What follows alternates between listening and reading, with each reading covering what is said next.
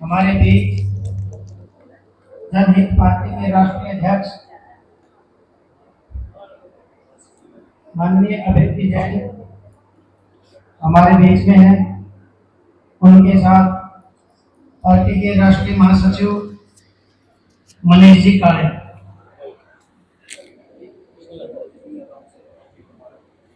भारत में लगभग 3000 राजनीतिक दल रजिस्टर्ड है, परंतु जनहित पार्टी अपने आप में अलग से एक विषय है। जिस बात के लिए राजनीतिक दल का गठन होता है उसका सार्थक यदि हम कह सकते हैं तो जनहित में दिखाई देता है। जनहित पार्टी का गठन कैसे हुआ, कहां से हुआ और हरियाणा में कैसे पहुंची, तो मैं प्रेस के बंधुओं से थोड़ा सा इसके बारे में थोड़ा प्रकाश डालता हूँ। जो हमारे राष्ट्रीय अध्यक्ष हैं, मैं इनका थोड़ा परिचय करवा देता हूँ।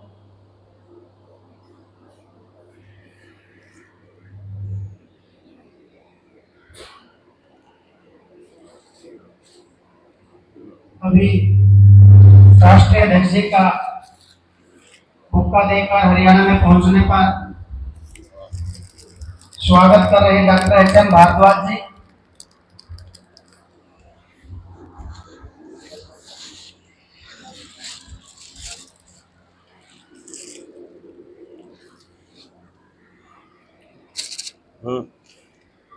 अभेद्य जैन एनआईटी भोपाल से आपने बीटेक की, एमटेक करते हुए बीच में संघ के प्रचारक निकल गए।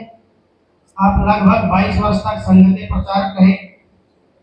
उसके बाद संघ के दायित्व से मुक्त होकर आपने लगभग 15 वर्ष तक बहुत बड़े बड़े मूवमेंट लिए। एक मूवमेंट जिसका नाम लेते बड़ा उजागर होता है, जो आज नीट का पेपर लीक हुआ, ये घटना पहले भोपाल से हुई थी। व्यापम घोटाला को उजागर करने वाले आप दोनों लोग हैं। आपके साथ विशाल जी बिंदल, तीनों संघ के प्रचारक थे। दायित्व से मुक्त होकर ये लगाओ, उसको गूंज रहे हैं। आप संघ के दायित्व से मुक्त होकर आपने 15 साल तक लगातार एक प्रयास किया। जिस प्रकार से कश्मीरी पंडित विस्थापित है, उसी तरह से ब्रू जनजाति के 40,000 हिंदू मिजो जनजाति के द्वारा विस्थापित थे और 22 वर्ष से उनकी कोई भी संभाल नहीं ले रहा था। आप लोगों ने बड़े बड़े आंदोलन लिए और उसका परिणाम ये हुआ, उनको त्रिपुरा में बसाया गया। कितने आंदोलन, मैं प्रेस को उसके बाद ये पत्रक दे दूंगा जिसमें कुछ आंदोलनों का नाम भी है। जितने भी आंदोलन आपने लिए आज तक, वो सभी के सभी सिरे चढ़े। उन सबके बीच में जाते हुए महसूस हुआ, जितना मुझे जानकारी है, कि इन सबके बीच में इनकी जड़ क्या है, राजनीतिक है। और राजनीतिक पार्टी का रजिस्टर्ड राजनीतिक पार्टी क्यों बनाई जाए? राजनीति के अंदर जो धन का प्रभाव बढ़ गया, धन बल बाहुबल, इसका जो प्रभाव बढ़ गया, उसके बचाव के लिए किस प्रकार का राजनीतिक दल का गठन किया जाए जो इन सब से परे हटकर लोकतंत्र का असली चेहरा है। मैं इसलिए थोड़ा जिक्र करता हूं। मुझे भी जो हरियाणा में किस प्रकार से जनहित पार्टी का आगमन हुआ या हरियाणा में किस प्रकार से इनकी जानकारी हुई, मैंने भी सोशल मीडिया पर पढ़ी। जब 10 सितंबर को पार्टी का गठन हुआ, सोशल मीडिया पर आया कि संघ के पूर्व प्रचारकों ने बनाई पार्टी। वो देखते देखते जब नंबर लिया, फोन पर कनेक्ट हुआ, तो शाम को 4 बज चुके थे। मनीष जी काले से मेरी बातचीत हुई, भाई साहब अभेजी से बातचीत हुई। इन्होंने कहा कि हम कल तक भोपाल में हैं, कल दोपहर बाद निकल जाएंगे या शाम को हम निकल जाएंगे।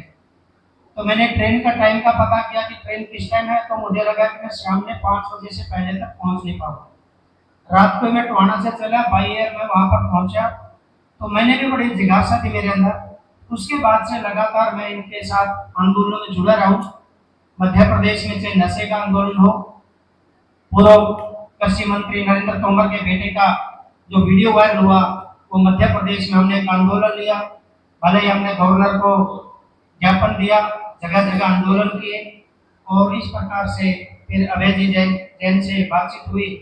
तो मनीष जी काले और विशाल जी बिंदल हरियाणा में 4-5 दिन के लिए आए। आने के बाद मैंने हमारे गुरुजी हैं डॉक्टर एच.एम. भारद्वाज जी, आपने मेरे को संघ का संयोजक बना था। उसके बाद लगभग मार्गदर्शन रहते हैं। तो मैंने गुरुजी से बातचीत की कि मतलब हरियाणा में हमने प्रेस कॉन्फ्रेंस कर और गुरुजियों को भी हमने विचार बताया, क्योंकि यदि हमें राजनीति करनी है तो बीजेपी की विचारधारा से हम प्रभावित थे, परंतु बीजेपी के अंदर कितना भ्रष्टाचार और किस प्रकार का आ गया हमारे को वहां पर भी घुटन महसूस होती है। कांग्रेस को मैं काम नहीं कर सकता था, तो यदि राजनीतिक काम करना तो हमारे पास जनहित एक ऑप्शन था। तो आपके बीच में अभी मैं ज्यादा समय न लेते हुए अभय जी जैन से वार्तालाप होगी। अभय जी जैन पार्टी के एजेंडा और मुद्दे के ऊपर चर्चा करेंगे। हमें जो भी सवाल आपने पूछने हैं तो आप बातचीत करें। तो मैं जहाँ तक समझता हूँ जब मिला क्या हुआ भाई? कोई बात नहीं।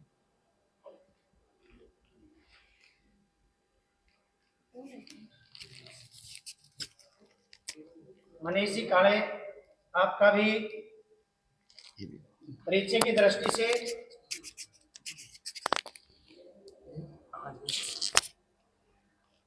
कहाँ जेब में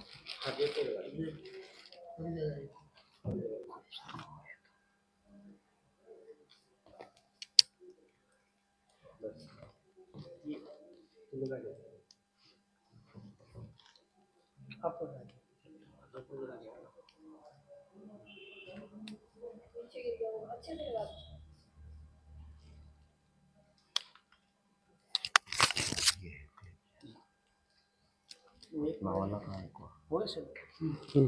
देखो नीचे गिर जाएगा। सब लग गए, चारों लग गए। मनीष जी काले, आपके पिताजी फिजिक्स के प्रोफेसर थे।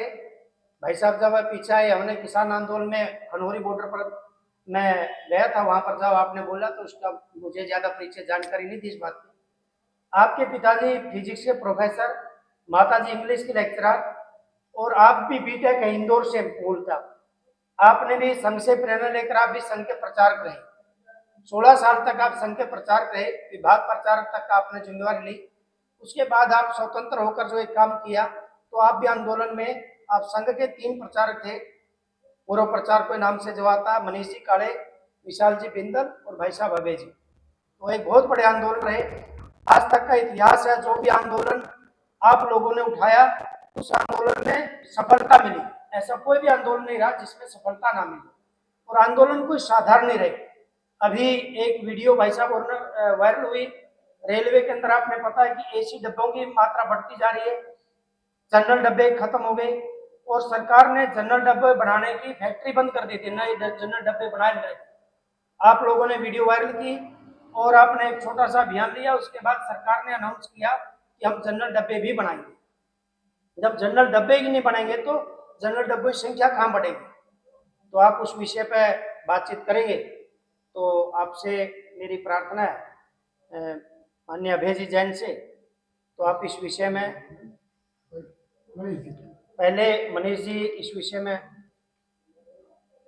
ठीक है, जरूर।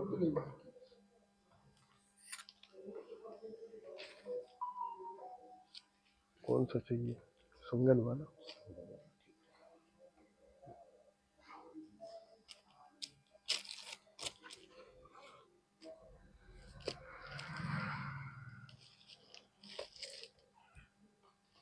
अभी जैसा सुभाष जी ने बताया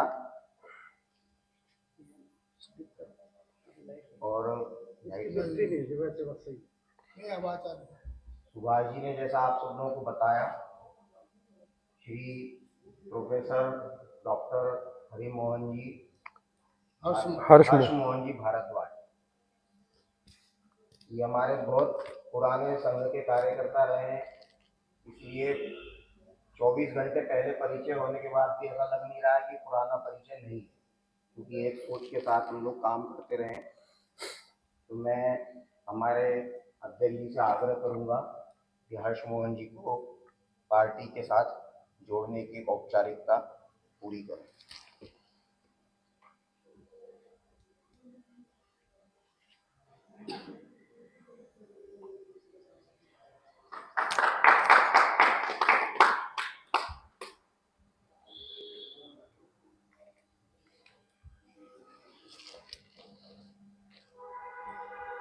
इनको भी पहना दो।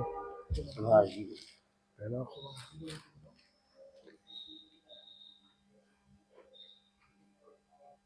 हमारे पार्टी को शुरू कराने वाले यहाँ पे सुभाष जी चहल,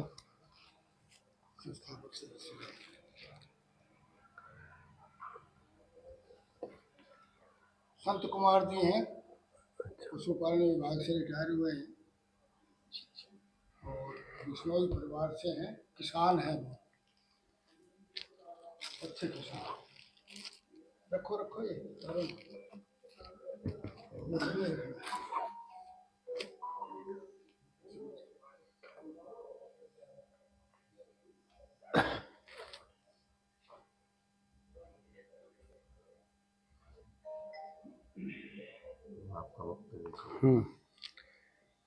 सुभाष जी पहले बता ही चुके हैं।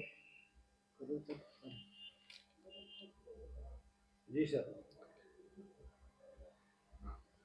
सुभाष जी ने उसकी पृष्ठभूमि रख दी है पार्टी की।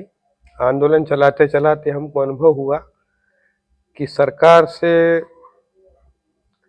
कुछ कराना है तो सरकार एक ही भाषा समझती है, वो है वोटों की। जब तक उस पर वोटों का दबाव नहीं होता तब तक वो और बदलाव नहीं करते अपने नीतियों में और निर्णयों में। इसलिए हमने एक राजनीतिक दल बनाया और उस दल में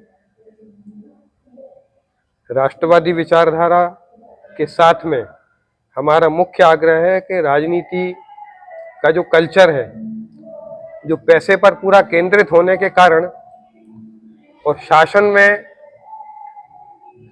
जो भ्रष्टाचार व्याप्त है, जिसके कारण कितनी भी अच्छी नीतियां और निर्णय क्यों ना हो, शासन की योजनाएं क्यों ना हो, जमीन पर वो जनता को और राहत नहीं दे पाती क्योंकि शासन तंत्र पूरा भ्रष्ट है। और इसलिए जब राजनीति के कल्चर को हम धन मुक्त करेंगे तब वो ईमानदार लोग ही और इस शासन तंत्र को ईमानदारी से बदल पाएंगे। अन्यथा पैसे के द्वारा, पैसे के लिए, पैसे की राजनीति होगी और सत्ता में आने के बाद पैसे के लिए ही काम होगा। इसमें बदलाव के लिए हमने एक नए राजनीतिक कल्चर के साथ और जनहित पार्टी शुरू की है। 10 सितंबर को भोपाल में हमने स्थापना की थी पिछले साल और चुनाव भी विधानसभा का मध्य प्रदेश में लड़े, अभी लोकसभा का इंदौर सीट से चुनाव लड़े। और अब हमारी पार्टी ने पहले नशे के विरोध में आंदोलन चलाया, अभी पेड़ बचाओ आंदोलन चलाया था, शिक्षा बचाओ आंदोलन, जिसमें शिक्षा में जो ये परीक्षाओं में घोटाले हो जाते हैं और ये प्राइवेट स्कूल और कोचिंगों की जो मनमानी और लूट है उसके खिलाफ आंदोलन हमारा अभी जारी है। और आगे भी जनता के हित से जुड़े हुए जितने भी मुद्दे हैं उन पर हम लगातार अपनी लड़ाई हम जारी रखेंगे।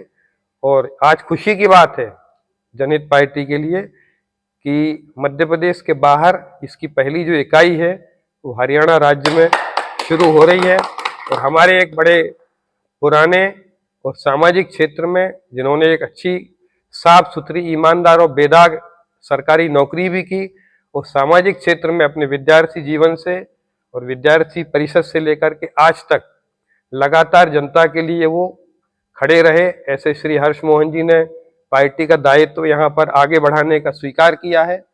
और मुझे विश्वास है कि इनके देखरेख में, इनके मार्गदर्शन में और यहाँ जनहित पार्टी अपने जो राजनीति में बदलाव के उद्देश्य है उसको पूरी करेगी, क्योंकि हरियाणा एक ऐसा राज्य है जो हमेशा से पहले समय से चर्चित रहा है, पुराने समय से। एक तो यहाँ पर खिलाड़ी बहुत अच्छे निकलते रहे, दूसरा दिल्ली के पास होने से यहाँ की जो राजनीति है वो चर्चित रही, और तीसरा क्या है कि ये एक बड़े सामर्थ्यवान लोगों का राज्य है, इसलिए राजनीति में भी अपनी बात बड़े मजबूती से यहाँ के लोग बुलंद करते हैं। पर इनका दुर्भाग्य रहा कि इनको अभी तक कोई भी एक चाहे वो राष्ट्रीय पार्टी कांग्रेस हो या आज की बीजेपी हो या बीच में जो क्षेत्रीय पार्टियां आई, इनने इनको भ्रष्टाचार से मुक्त शासन नहीं दे पाए। चाहे वो किसी भी समाज से आए हुए लोग हों, किसानों से आए हों, चाहे किसी दूसरे वर्ग से आए हों। इसलिए मुझे विश्वास है कि हरियाणा राज्य की जो एक कमी है कि यहाँ एक भ्रष्टाचार मुक्त साफ सुथरी जनता के लिए काम करने वाली एक सरकार हम दे सकें, इसके लिए आज जो ये शुभारंभ हुआ है वो एक शुभ संकेत है हरियाणा के लिए, मेरी इस राज्य की जनता के लिए और आप सबके लिए इस अवसर पर, इस मौके पर, और शुभकामनाएं।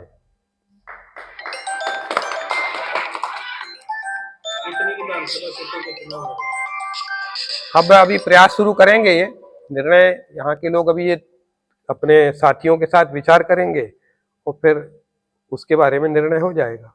हरियाणा में कांग्रेस और भाजपा के साथ साथ है एक तीसरे विकल्प के तौर पर भी संभावनाएं तलाशी जा रही है। क्या आपकी पार्टी किसी गठबंधन में भी काम करेगी? अभी तो शुरुआत है, ये तो पार्टी अभी शुरू होगी, उसके बाद देखेंगे।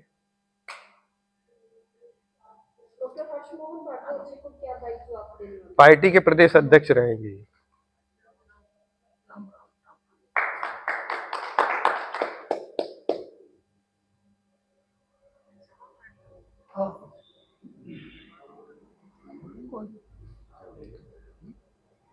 पूछने दीजिए, धीरे धीरे आते हैं सवाल।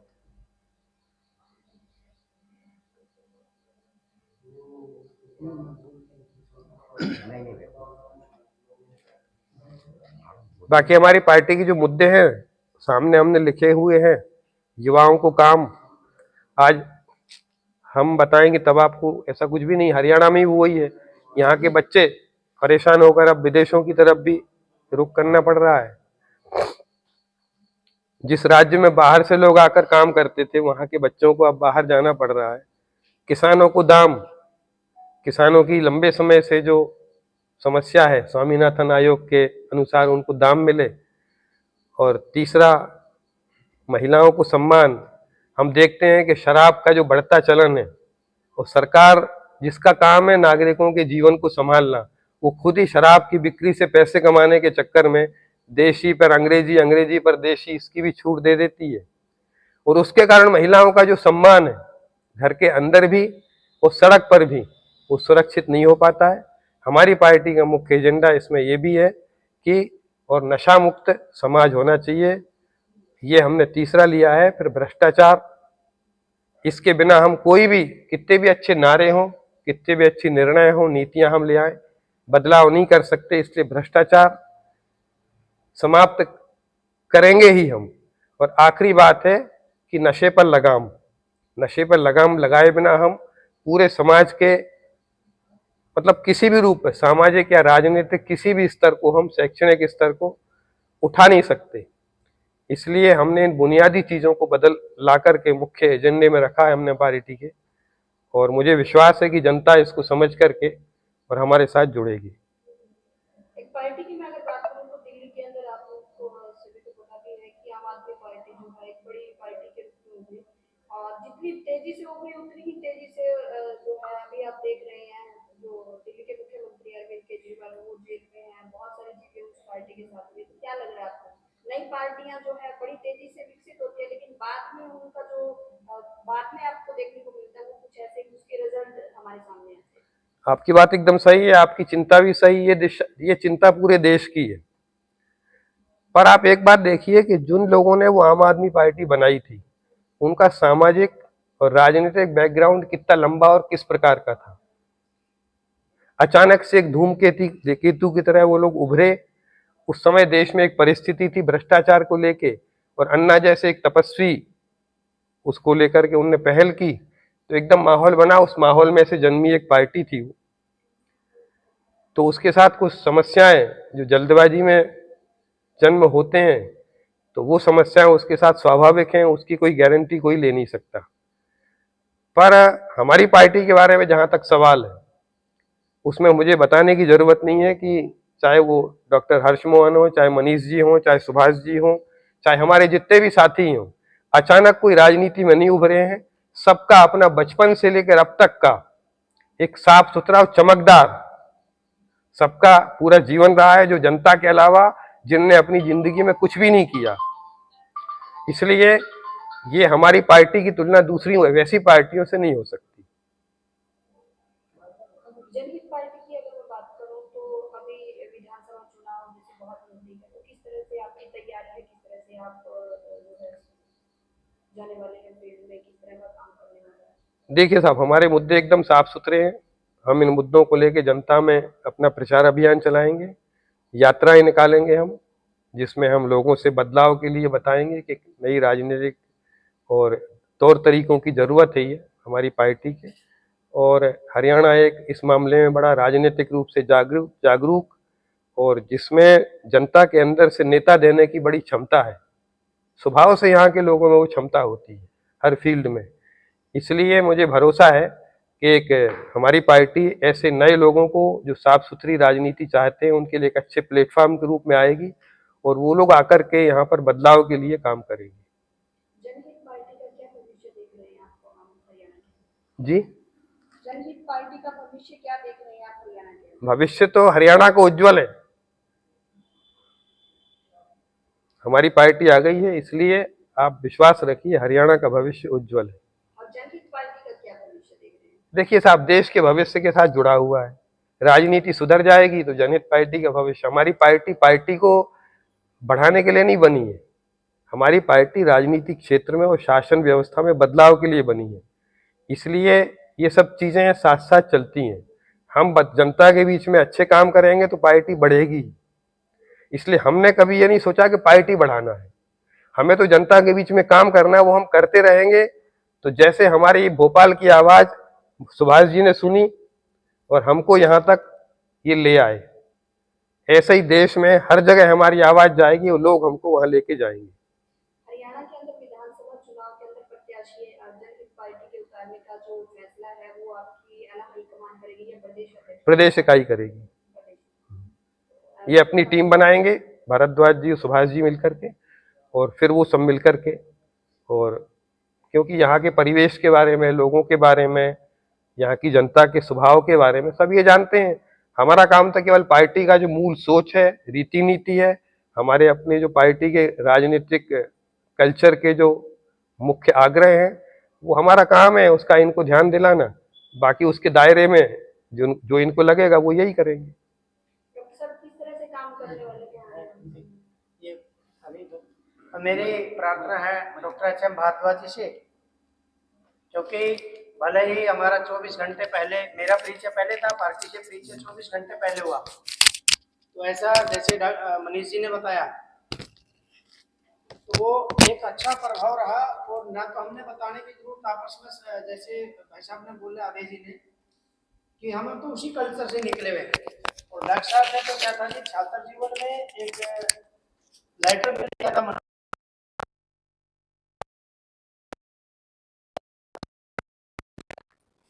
तो इसलिए मेरी प्रार्थना, आप डॉक्टर साहब से प्रार्थना है, कृपया आप इस विषय पर प्रकाश, क्या लग रहा है कैसे हम पार्टी का कार्य को बढ़ाएं।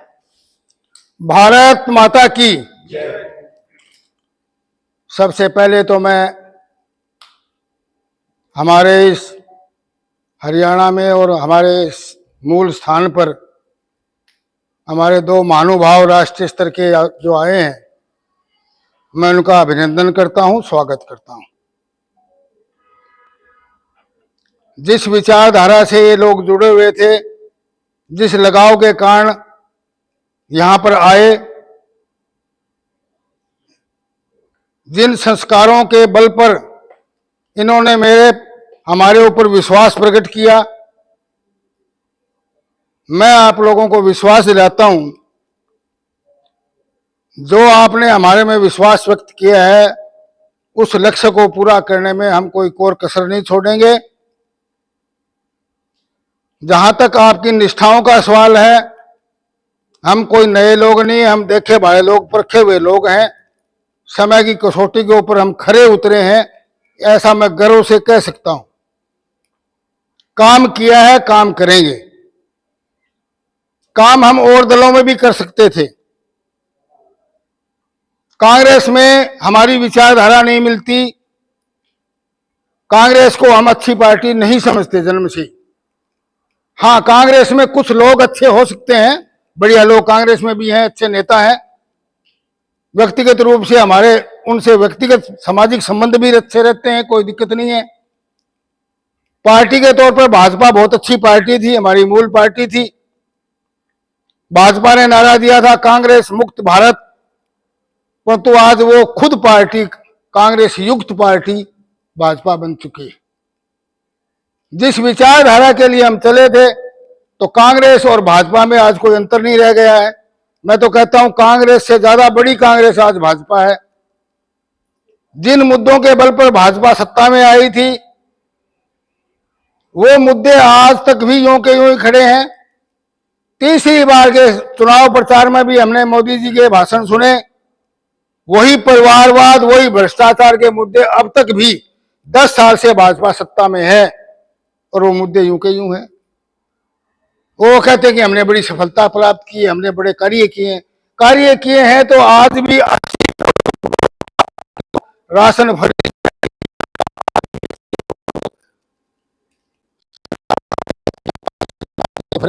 विकास कहां हुआ? तो ये मुद्दे ऐसे थे, बड़ी खिन्नता थी। परंतु ऐसे समय में मैं तो अपने घर बैठ गया था कि अब मैंने इन चीजों में भाग नहीं लेना, अपनी पूजा पाठ करो, आराम करो, शेष जिंदगी अपने गुजारो, बढ़िया है। परंतु बात यह है कि भी जो संस्कारित लोग होते हैं, देशभक्त लोग होते हैं, वो छोड़ते नहीं है। एक ही स्कूल के जो विद्यार्थी होते हैं, वो दूसरे विद्यार्थियों ने हमारे को पकड़ लिया आकर के, उसको बंद कर दो भाई, उसको बंद कर दो, उसकी आवाज। विचार को छोड़ा नहीं जा सकता, क्योंकि हमने जो सेवा का व्रत लिया था, यह आजन्म हिंदू राष्ट्र के संवर्धन, विकास के लिए, परम वैभव के लिए हम काम करेंगे। तो मैं आपको विश्वास दिलाता हूं, आने वाले समय में हरियाणा के अंदर आज हम 0 से शुरू कर रहे हैं, शीघ्र इसके परिणाम हम आपको बढ़िया परिणाम देंगे। अच्छे लोगों को पार्टी से जोड़ेंगे। बहुत अच्छे लोग हैं समाज में, सब दलों में हैं, परंतु वो दल उनका दुरुपयोग करते हैं, उनको मान सम्मान नहीं देते। अच्छे लोग बहुत हैं, उन लोगों से हम संपर्क करेंगे। समाज में भी ऐसे बहुत लोग हैं जो राजनीति से नफरत करते हुए कहते हैं राजनीति गंदी है, दलदल है, परंतु उन लोगों को हम राजनीति में जोड़ेंगे, अच्छे लोगों को, सामाजिक लोगों को। और शीघ्र ही मैं आपको एक विश्वास दिलाता हूं कि 29 का जो अगला चुनाव होगा, उस समय तक आपको बहुत अच्छा परिणाम, अगले लोकसभा में भी अच्छा परिणाम आपको मिलेगा। हम लोग किसी पद की प्राप्ति के लिए या कुछ लोभ लालच में काम नहीं करते हैं। ऐसा करना होता तो मैं भाजपा के जुड़ा हुआ ही था, मैं वहां कर लेता, अब भी कर लेता, कोई पद प्राप्त कर लेता। परंतु हमारा उद्देश्य है, पथ का अंतिम लक्ष्य नहीं है सिंहासन चढ़ते जाना, सब समाज को लिए साथ में आगे है बढ़ते जाना। हमने सारे समाज को आगे बढ़ाना है, अंतिम व्यक्ति को आगे बढ़ाना है। पंडित दीनदयाल उपाध्याय जी के जो मार्ग था, अंत्योदय और अंतिम व्यक्ति का विकास और एकात्म मानववाद, यानी मानव की संपूर्ण विकास, हर मनुष्य का, जिसमें किसी मनुष्य के लिए जाति, धर्म, पंथ, रंग, भाषा, समान समझे, उस समाज का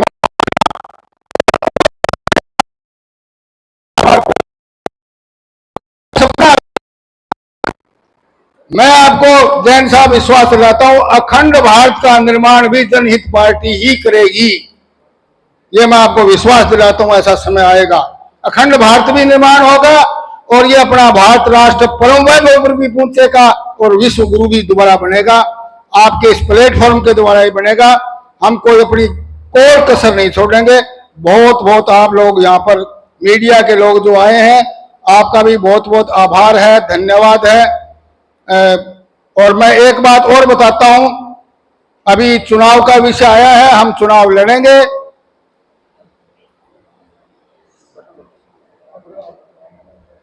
हम चुनाव लड़ेंगे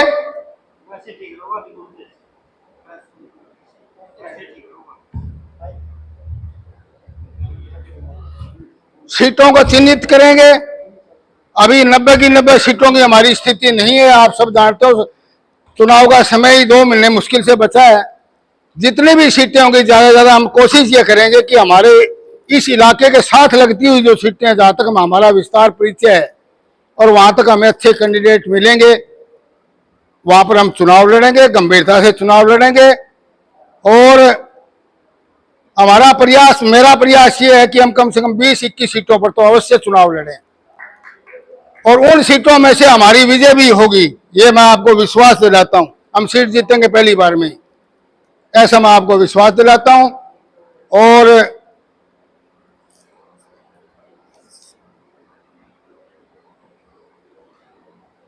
इसमें जो मुद्दे हैं, अभी ये पत्रक तो आपके सामने जो पत्रक है ये एक राष्ट्रीय पत्रक है। अभी हम ये पत्रक हरियाणा के पत्रक भी छपाएंगे, उसमें हरियाणा के भी मुद्दे, मूल मुद्दे होंगे, उन मूल मुद्दों को उसमें शामिल करेंगे। पत्रकारों के लिए भी हमारे पास मुद्दा है चुनाव घोषणा पत्र में डालने का कि पत्रकारों को कम से कम, तो जिनका 5 वर्ष का अनुभव हो, चाहे वो रजिस्टर्ड हो या ना हो, अलग विषय। 5 साल वाले को वैसे भी रजिस्टर सरकार को करना ही चाहिए। उनको कम से कम 25,000 रुपए का जो मानदेय है वो हम अपने इस घोषणा पत्र में शामिल करवाएंगे। इसी तरह व्यापारी वर्ग के लिए बड़ी कठिनाई है इस समय। ये विशेषकर कृषि कानून आए थे, उसके बाद तो व्यापारियों को लोग चोरी समझने लग गए हैं। ऐसी जो छवि बनी है व्यापारियों,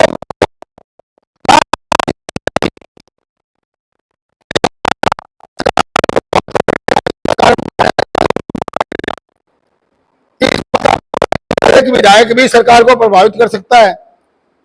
अगली सरकार को, 24 आने वाली सरकार को हम प्रभावित कर पाए तो 4% दाम भी हर फसल के ऊपर। और कृषि का जो लागत मूल्य है उससे ऊपर जो एमएसपी की बात कर रहे हैं, वो बहुत अच्छी बढ़िया तरीके से सोच विचार के केंद्र के अधीन है वैसे तो ये, परंतु हम यहाँ उसको बोनस दे करके भरपाई करवाएंगे जो कमी रहेगी किसानों को, ताकि उसको आत्महत्या ना करनी पड़े, किसान को दर दर की ठोकर ना खानी पड़े। तो ये कुछ विशेष मुद्दे हैं। और बेरोजगारी का जहां तक सवाल है, बेरोजगारी के बारे में बहुत कुछ कहा जाता है। हम हरियाणा में, हमारी पार्टी बेरोजगारी भत्ता नहीं, रोजगार भत्ता शुरू करेगी, उसकी व्याख्या हम बाद में करेंगे। रोजगार भत्ता, बेरोजगारी भत्ता का मतलब है बेकार लोगों को पैसे देने का मतलब, ये शब्द ही गलत है। रोजगार भत्ता दिया जाएगा ताकि वो अपने पैरों पर खड़ा हो सके। और कई मुद्दे हैं, सारे मुद्दों को अभी जिक्र करना उचित नहीं है, समय भी बहुत हो गया है। आप लोग धैर्य से हमारे इस छोटे से निमंत्रण पर आप लोग पधारे हैं। ये हमारी पैसे के जनबल पर चलने वाली पार्टी है, धनबल पर चलने वाली पार्टी नहीं है।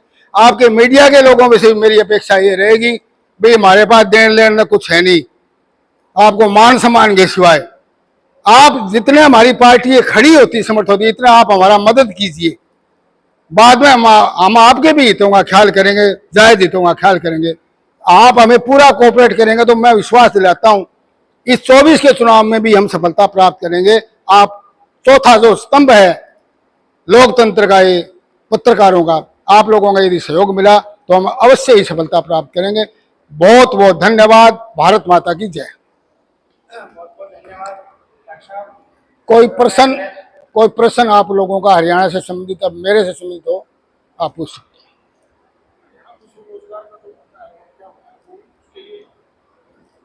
हरियाणा कौशल रोजगार निगम एक हरियाणा ने स्कीम चालू की है, हरियाणा सरकार ने। हमारे खट्टर साहब ने, मेरे परम मित्र हैं, पुराने मित्र। धर्म का पालन तो जैसा होता है वैसा होता ही है राजनीति में। मित्र हैं, पर अब भी मित्र हैं, क्योंकि व्यक्तिगत दुश्मनी होती नहीं कोई राजनीति में। एक जो मुद्दा था मेरिट से नौकरी देना, बिना खर्ची पर्ची के नौकरी, पहले जो कार्यकाल था पिछला, जिसमें मैं सदस्य भी था उस समय, और मुझे गर्व है कि हमने बिना खर्ची पर्ची के इंटरव्यू थे उस समय। इंटरव्यू में बड़ा डर होता है पैसे चलने का, परंतु मैं गर्व से कहता हूं कि हमारे 10 सदस्य थे, एक चेयरमैन था। बहुत शुद्धता और पारदर्शिता से हमने उसमें नौकरियां मेरिट से दी और बहुत बड़ी संख्या में दी। नौकरी एक ऐसा मुद्दा है कि लोग कोर्ट में चले जाते हैं, नौकरी लगने नहीं देते, कोर्ट ये कहां रुकती है। परंतु हम क्योंकि शुद्ध थे इसलिए कोर्टों में जाने के बावजूद भी हम नौकरियां लगा पाए। अब जो दूसरा कालखंड है इसमें नौकरियां लग नहीं पाई किसी तरह भी, सब कोर्टों में अटकी पड़ी है, क्यों? लूप होल बहुत ज्यादा है। इसकी कमी के लिए सरकार ने क्या किया कि कौशल विकास निगम में एक नई बना दी। पहले कम से कम डीसी रेट के ऊपर और जिसको कहते कॉन्ट्रैक्ट बेसिस पर कंपनियों के द्वारा बच्चों को रोजगार मिल जाता था। अब ये कौशल वाहिद ऐसी बनाई, ये तो ना, वो तो कहते थे नहीं, भगवान राम जब अयोध्या के वो वनवास में चले तो भाई नर और नारी वापिस चले जाओ, तो कुछ लोग बैठे रहे बीच वाले। ऐसी स्थिति बन गई बीच वाली, कुछ भी नहीं है ये। इन्होंने नौजवानों का भविष्य बर्बाद कर दिया। ना तो ये इनमें किसी की नौकरी लगी नहीं, पुराने जो नौकरी लगे हुए थे तो कॉन्ट्रैक्ट बेसिस पर उनको भी कौशल विकास निगम में ला दिया। ना उनकी पेंशन है, ना वो पक्के हो सकते, ना उनका कुछ बन सकता। हम इस कौशल विकास निगम को आते ही भंग करवाएंगे, इसको भंग करवाएंगे हम। और बच्चों को जो नौकरी लग चुके हैं, कौशल में जो लग चुके हैं, उनको 3 महीने बाद हटाने का प्रावधान जो भी है, 90 दिन है, 180 दिन जो भी हटाएंगे नहीं, उनको रेगुलर करेंगे, पक्का करेंगे उनको भाई। हर्षमोहन जी, जो आप जनहित पार्टी आपने बनाई है, तो क्या यह रजिस्टर्ड पार्टी है? ये पार्टी नाम इसका ऐसा है, ये हमारे राष्ट्रीय अध्यक्ष जी हैं, मैंने बनाई है। मेरे को तो उन्होंने आज अध्यक्ष हरियाणा का नियुक्त किया है। अभी ये रजिस्टर्ड, इसको अप्लाई है, चुनाव आयोग में हमारा एप्लीकेशन सक्सेसफुली सबमिटेड है, जल्दी उसका आ जाएगा। अभी हम इंडिपेंडेंट के स्तर पर ही हैं, वैधानिक रूप से तो रोड मैप क्या है जनहित पार्टी का? जो रोड मैप है, मुख्य रोड मैप क्या है? रोड मैप तो नाम से यथा नाम तथा गुण, जनहित। लोगों ने जनता पार्टी, फलानी पार्टी, आम आदमी पार्टी, ये नाम रखे हुए हैं अपने अपने, परंतु जनहित पार्टी का नाम जनहित है। तो आप रोड मैप समझिए कि हमारा उद्देश्य क्या है, जनता का हित, जनता में सारे आगे। तो क्या पार्टी 90 के 90 हल्कों में चुनाव लड़ेगी? यदि हमें कैंडिडेट मिल पाएंगे 90 के 90, 90 के 90 लड़ेंगे। अब मैं आज से घूमना शुरू करूंगा, देखता हूं क्या है। पार्टी का मेरा 90 के 90 हल्कों में यदि संगठन खड़ा होगा तो मैं जरूर लड़ूंगा 90 की 90। नहीं तो हम जितनी होंगी, जहां हमारी ताकत होगी वहां लड़ेंगे। बाकी स्थानों पर हमारा संगठन खड़ा हो जाता है, कैंडिडेट के लायक नहीं है, तो सम विचारक जो लोग हैं उनको समर्थन देंगे, सम विचारक लोगों को। हाँ, मैं इसी प्रश्न पे आना चाहता, आपने पहले ही बता दिया। वह अगर पार्टी सत्ता में नहीं आती जनहित, लेकिन कोई और पार्टी भी सत्ता में नहीं आती है, त्रिशंकु विधानसभा बनती है, तो जनहित पार्टी क्या मान के चलती है कि उसकी विचारधारा किस पार्टी से मेल खाती है? ये समय बताएगा। विचारधारा का मैंने पहले बता दिया, विचारधारा किसी पार्टी की कोई है नहीं, कागजों में कहने के लिए कुछ भी है, परंतु विचारधारा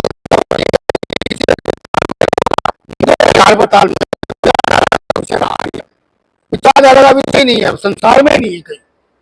अब तो मुद्दों का विषय है, मुद्दों के आधार पर समर्थन होगा बस। हमारे लिए कोई अछूत नहीं है, मुद्दे हमारे लिए प्रथम है।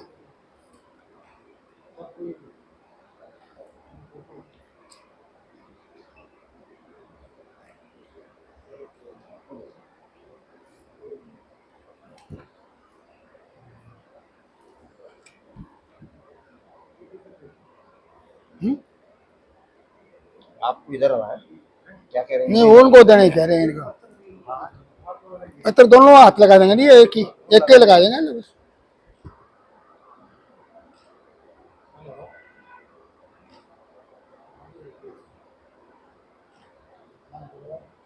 अभी हरियाणा के पत्रक छपेंगे, ये राष्ट्रीय है, इसमें उसमें हरियाणा के मुद्दे भी होंगे, ऐड करेंगे। ये मुद्दे तो होंगे को हैं ही, कुछ हरियाणा के इसमें ऐड करेंगे।